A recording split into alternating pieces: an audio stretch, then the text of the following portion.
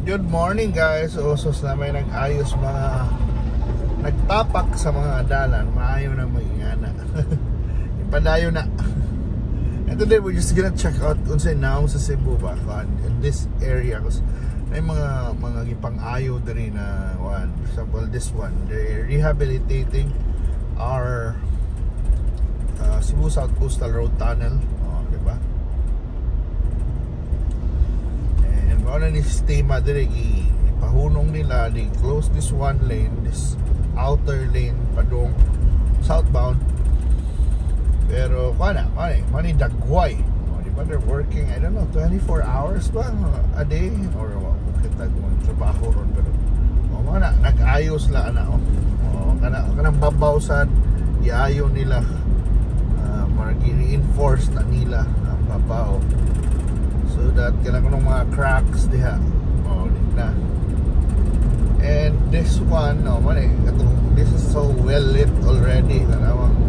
Atong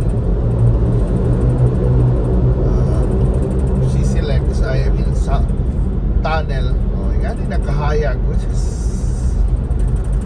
baka hindi na kayo delay, but way brighter than before, di ba?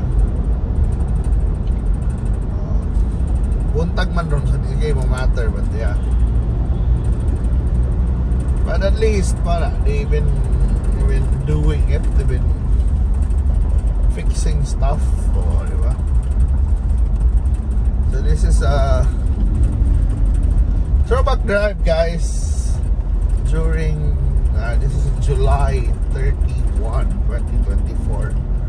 And yeah, this will be updated hopefully by 6 months. So this is the start. Hopefully by the time na ako ni i-upload ko na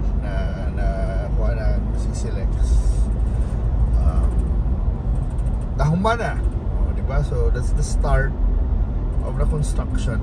So welcome to this throwback drive, diba?